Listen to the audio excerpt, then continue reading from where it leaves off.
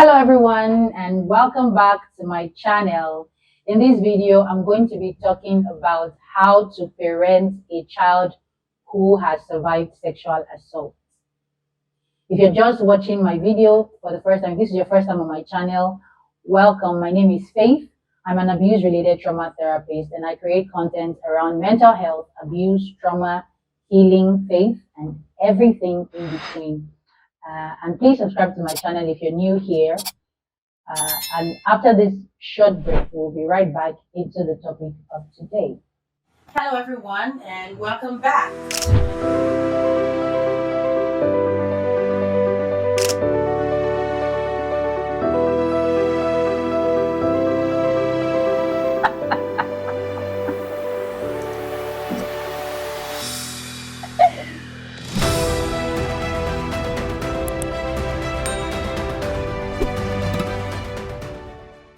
Welcome back, everyone. Once again, if it's your first time watching any of my videos, welcome. I do not take for granted that you have clicked to watch, and I hope that you stay till the end of this video. Today, I'm talking about how to parent a child who has survived sexual assault. If you remember, I did a video sometime back with my friend talking about how to be a supportive friend to a sexual assault victim or survivor, rather. And in that video, I mentioned that I'll be doing a video and a number of other videos talking about how to be different things, depending on what your relationship is to a sexual assault survivor. And so this video is basically talking about parenting a sexual assault survivor. If you click, I'm not sure whether it's here or here, you'll be redirected to that video where I spoke about being a supportive friend. But in this video, let's get right into parenting a survivor of sexual assault. For the most part of this video, or part of this video, not the most part, but for part of this video, I'm going to be making references to my own experience and how my parents supported me through it, how I was being parented. I hope that's correct. As a sexual assault survivor, right from the period, the moment it happened, and until much later. And those initial moments are quite very, very critical in the life and the journey of a sexual assault survivor. And the reason I'm going to use my parents is because they are really, really good examples of good parents and how a parent should respond to such a thing. They're not perfect. They did make a few mistakes in that journey, and nobody is perfect. In fact, nothing prepared, even though we should be informed. Everyone really at this point in time should be informed about these things and know what to do, what not to do. But really, nothing prepares you for such a thing. Nobody goes through life expecting that their kid will one day be raped, one day be sexually assaulted in one way or the other, or sexually abused rather in one way or the other. And so, and I think that's probably the first thing that I should mention is that because those are scary times if it ever happens to you, and if it has happened to a child of yours, and that's probably why this video is of interest to you. I'm really sorry that happened. It's traumatic to the child. It's also traumatic for the parents, and I'm sorry that even happened to you and to your child. And I want to mention that you should not be scared to make mistakes. Every child, every survivor child of sexual assault, and even if they are not minors, even if they have grown into their adult years, a parent is still a parent until they die, right? So it still has an effect on you when that happens. And so there's I can't recall what I was saying, but I think I was talking about not being afraid to make mistakes, and that yes, I remember every child and everyone who goes through that can recognize when they are being genuinely cared for, when they're being genuinely loved, and recognize when mistakes happen that are not from a bad place, that are not from a bad mindset or hurtful mindset towards such a situation or such a child, and their experiences. And so let's just get right into the other things that I want to say in this video. So I have mentioned in probably one or more of my videos. I'm not sure, but I recall vividly that in the video that I did with my friend talking about how to be a supportive friend, I mentioned briefly how my parents came through for me and how that was really important for me. And so I'm just going to do a little bit of recap. So when it happened to me, mine was I was 17 at the time, and I was doing my um, pre-degree program in Obafemi Awolowo University, and I was on my way from campus, from class to my hostel, and it was on the way that it happened. They were total strangers. There were two, and they were total strangers to me, indigents most likely of the town that the school was situated in. And um, the moment I left the scene, I didn't at the time I had lost my phone, so I didn't have a phone on me at the time. I'd lost it just a few days or weeks to the time of the incident during one of our tests where I had to drop my bag outside, leave my bag outside before entering the test hall.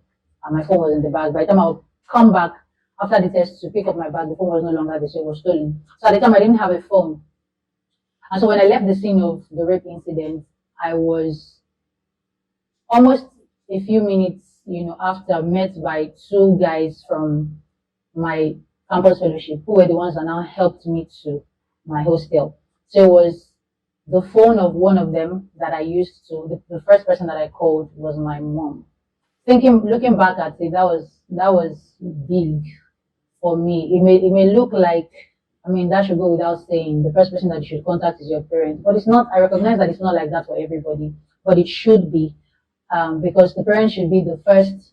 The parent, especially for a child, a minor, should be the first point of call when something goes wrong with a child. It should almost be, it should be automatic for that child that if something happens to you, the first person that you should call is your dad or your mom or both, right? And if that's not present in the life of a child, then that's quite unfortunate. That's something that can lead to, what would eventually happen is that they have to go through that experience to come out of it, to deal with the consequences of that experience, the damages that go with that, all on their own, or with just friends, and people outside of the family units, which is not supposed to be. They could be led astray. They could be um, maltreated, and so many things could just go wrong. So as a parent, what that means is that even before that had happened to me, I had a good relationship with my mom. Um, if my mom was not available at the time, I would have called my dad. My relationship with my mom was very close. We had a very close relationship. We still do. Where I could tell her, and we could, and I say that for myself and my siblings. We literally could tell her anything without fear of being scolded or fear of being um, judged in some way. Although sometimes I know that we call my mom a judgmental person, but really not even, maybe not to us, her children, and that is on some other kinds of issues really. But we could talk to her basically without fear of being scolded or being misinterpreted and things like that. So it was just so, because that relationship had been there, it was just so easy for I couldn't think of any other person to call. There was nothing else crossed my mind, nothing else. And the fact that when she would pray for us, one of our prayer requests then growing up, I recall vividly, was maybe we were going to school or leaving the house or something. She usually made mention of the fact that she prayed that nobody would defile us.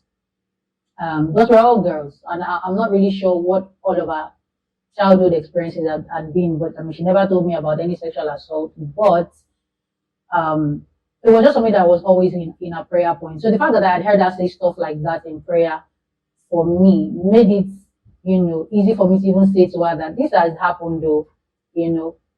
And so I borrowed their phone and called my mom, and I recall she was, almost shouting in pain, over the phone and all that. It was just a very eerie moment. But and then eventually because she was outside, said she was gonna call me back. And those guys, helped me. This is my fellowship friends at the time, helped me back to my hostel because I was not able to walk well and all that. Now, so that's the one part that I wanted to highlight to mention is that you start to build a relationship with your children such that they are able to tell you anything and whenever things go wrong, from even before things go wrong, from the beginning. You don't shut them down when they tell you stuff, even if there are things that don't make sense. If you have always shown that you're ready to listen to them, to listen to the things that they say that make sense, to listen to their quote and unquote jargons or rubbish, and they can feel safe talking to you. If you create that kind of environment for them, from the beginning, then if at all, God forbid, such a thing happens to them, they will be able to, confide in you and be able to say this has happened. All right. So that's one. So number two thing is to believe them. If you ever get that call, or that one-on-one face-to-face conversation, and they tell you that they have been molested, they have been assaulted sexually, believe them. Whether it is immediately it happened that you get to know about it, or they tell you days later, weeks later, months later, sometimes even years later, believe them when it happens. The worst thing you could do to kill the trust that a child has in you, about being able to, as it concerns being able to confide in you about painful experiences or situations that really hurt, or really any situation that really matters a lot to them. The worst thing that you could do that would kill that trust in you and make you lose that place that you have in their mind as somebody that they can go to when things go wrong is to doubt them. When they tell you something has happened and this is the way that it happened, believe them. Um, People who go through sexual assaults don't lie, generally speaking, about their experiences, especially when they are coming to you themselves to talk to you about it, to tell you that this happened. So believe them and actually even say it, don't just think it in your mind that you believe them. Actually say they want to hear it. It's important for them to know it, that you believe them, that you don't doubt them, because survivors of sexual assault often fear that if they tell that this is how the sexual assault happened, they will not be believed. Sometimes this fear can come, especially when they probably are blaming themselves already or think that um, they brought it upon themselves. So let me give an example. If your daughter or son, because it can really happen to any gender, even though it's mostly female. But if your child comes to you and says that they were molested, sexually assaulted by maybe their boyfriend, and they tell you they actually went visiting, they went to his house, and there was non-consensual sex, they may be scared. That kind of child may be scared to tell you about it because they may feel like are you may start to doubt them or think that they are lying about it being non-consensual. This is just an example. There are so many different reasons why anyone who has experienced sexual assault can be scared that they will not be believed. So many, like almost uncountable.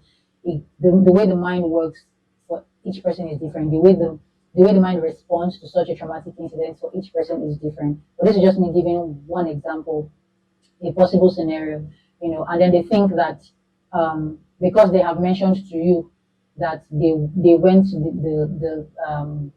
the rapist's house or the perpetrator's house, that they probably were not, even raped. Maybe they went in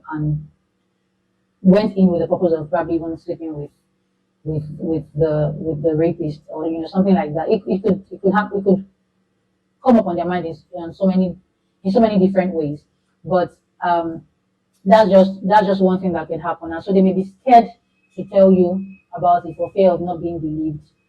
So one thing that you want to make sure that you assure them of is that you believe them. All right, believe them, and vocalize it. Let them know. Say it to them actually that I believe you. I believe that this happened, and I'm sorry that this happened. Um, you can, especially if you're the parent, if you are a therapist or a counselor, maybe not crying along with them would be advised. But if you're a parent, it may even be necessary that you express that emotion. And that brings me to maybe another point, that you actually express how you feel about what happened to your child. So if you're feeling um, sad, if you're feeling hurt, if you want to cry, it will be important for them to see you express how you feel. Number one, it will reassure them that you actually genuinely love and care for them. It would also, reassure them that you, like I said in the previous points, that you do not blame them for what happened. It will reassure them that you basically that you just you genuinely love and care for them, and it will help them to even open up further to you. Another thing that would do, you expressing how you feel about what has happened, is that it would show them that it's okay for them to express how they are feeling about it and not bottle their emotions up, which can explode in the future as some other maybe even behavioral issues, right? So it's important that you show them how you feel, express your emotions. Don't feel like I have to, let me look strong, let me look like it doesn't affect me, let me be strong for them in quotes. That's you not being expressive about your emotions about such a thing. It's not you being strong for them. That's one notion that is often um that's a wrong notion basically, right? So it's important that you express how you feel about it so that they know that it's okay for them to express how they feel as well. The next point is don't blame them and don't blame yourself. Avoid asking why questions. Why questions often come across as if you are, blaming them for what happened. So, for instance, in my situation, I was walking through what you call a bush path. It was a path that was typically like the normal route for students at the time because hostels were far from school.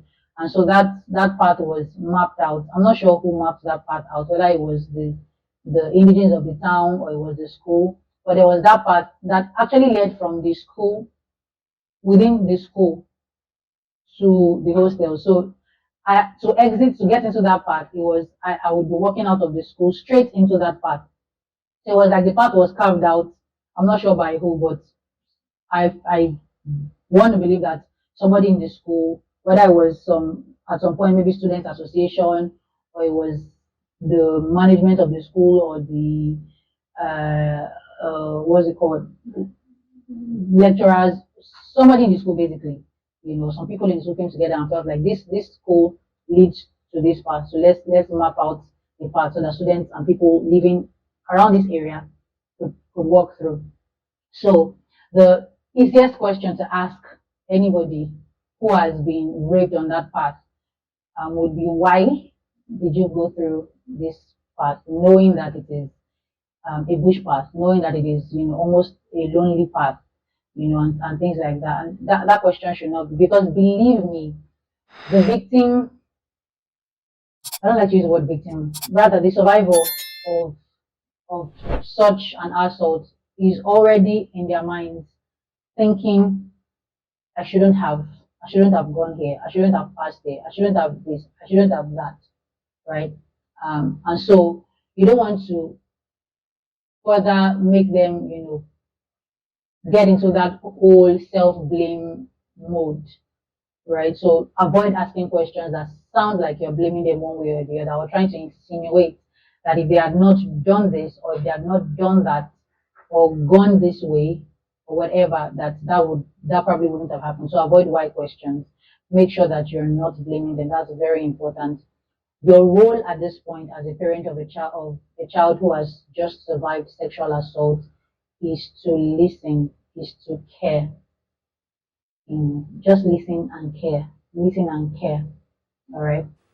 The next thing, and really another important thing, all the points are really going to be important. The next thing that I want to talk about is that they need to now be the parent, they need to be the adult, they need to be the responsible one, especially if we're talking about a minor or a teenager, that has gone through this. You want to, because in that moment, they may or may not know what to do. They may or may not be informed about the necessary steps to take if and when something like that happens to them. So you want to be the adult in this situation, and as much as you're feeling hurt, you need to take up the responsibility for, and this is part of care. And this would include things like if you're within reach. In my case, my parents were not within reach. They had to travel down the following day. But in this case, so in my case, they were not within reach, but they could tell me what to do, right? But if you're within reach, it's important that you actually show up and be there physically for them and helping them do the things that need to be done, which would include going to the police to report the incident. It's very important. I'm not sure what country you're watching this from, but this the I mean sad reality in my own country. Some people have had it good. There's not really one size fits all thing to this in my country, but some people have had it good with the police. In my own case, yes, I went to the police, but it wasn't handled well. I was blamed by the police. Um, they more or less dismissed. They feigned trying to help. They came to the scene of the incident and took one or two samples as evidence, like my panties, and I can't recall if they did any other thing. And that was all. I was never called to identify anybody or anything like that. And they just stopped reaching out after that day. I don't recall hearing back from the police after that. Now some people have gone to the police and they got justice. They were treated well and all. I mean, and I'll be happy for you if that's your case. But in Nigeria, I'd say right now there are quite a number of organizations, non-governmental organizations, and now even in Lagos State, where I live, there are organizations that even governmental organizations that are set up to help survivors of sexual assault to get justice. And so I would say explore those options rather than going directly to the police if you are in Nigeria. Um, but do your research. Make sure that they are not just organizations set up to exploit and take advantage of situations just for publicity and things like that. There are quite a number of them. But I mean, if you're in a country or a place where you can trust the police, that should be your first point of call. You want to actually take the child there, report the case, and just guide them through that whole situation. From there, the next thing you want to do is take them to a hospital. You want to have them checked up. You want to have them cleaned up, especially if they are bruises. You want to have them, carry out medical examinations, laboratory tests on them to be sure that they've not been infected with one virus or bacteria or the other. You want to, and most likely they would place, especially if the rapist or the perpetrator is someone whose HIV status is unknown. What the hospital would typically do is to place that child or that survivor on antiretroviral drugs. That's what was done with me to prevent HIV because the status of the rapist was not known. Okay, so so basically just be the adult through it all. All of this was advised by my own parents at the time because they were not there on that day.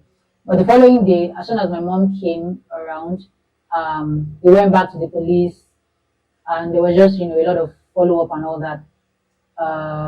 My dad came the next day, and picked us both back home. So I went home for a while before getting back to school. So basically, be the adults in the situation and guide them through the things that they need to do that their minds may not even think of because of the trauma that they have just experienced, the cause of the pain that they are currently feeling, or even sometimes they may even know what to do, but they are just scared. And having an adult around them who they know they can trust and cares for them will make that whole process, easier to handle. One of the things that you need to do is to also get them to counseling. Once all the legal part of it has been started and the medical part of it has been taken care of, you want to get them to see a counselor who can counsel them through what they have just experienced. The truth is, as much as you love and care for your child, you are not 100% equipped to um, to see them through, the phase that they have entered into, to see them through the process that they have, entered into. So part of your job is to get them to professional counseling. That's really important. And then outside of the counseling room, within your home, while they are with you, one of the things that may happen is that they start to ask you questions or start to talk about what they have experienced. And sometimes it may be uncomfortable for you. You may feel like it's time to move on. And for them, they still have questions about what they have experienced. They still have things to say. They still remember and want to make comments about it. And regardless of how uncomfortable it is for you, this point in time is very critical, and it's important that you do not shut them down directly or indirectly. Allow them to talk, allow the child to express how he or she is feeling, to express their thoughts, be willing to answer their questions. I recall asking just randomly one day, asking my dad what the meaning of lacerations are, and I heard it at the hospital, at the medical center, because I was initially taken to the school medical center before I was now taken to the teaching hospital. Uh, and I recall that the visit doctor or nurse or whoever that was cleaning me up at the time mentioned that I had lacerations. And I just made mental note of it. I wasn't sure what it meant. I never heard that word before. And then one day randomly while I was at home, I just asked my dad. My dad used to be, um, my dad of blessed memory was a medical lab scientist. So I knew that all of those terms and stuff like that, we would know about them and we know what they meant. So I just remember, just randomly, when we were even probably talking about something else or watching TV in the house that day, and I just said, Daddy, what does laceration mean? And I recall that that was an uncomfortable question for me. And he asked me why I was asking, and I told him why, I told him what I remembered. And then I can recall that it was uncomfortable. He felt like, and maybe I think he even vocalized it, which is one of the mistakes that, he made. And he said, why am I still thinking about it? That I should take it out of my mind.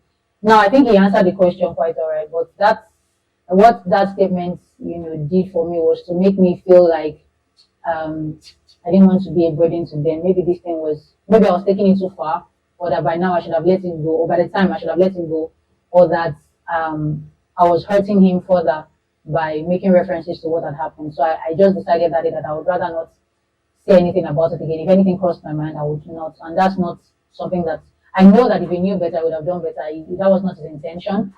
Um, and that's something that you want to take note of and you want to avoid. Be willing and ready. Prepare your mind to answer, any questions. Prepare your mind to listen. Like I said earlier, your role is to listen and care.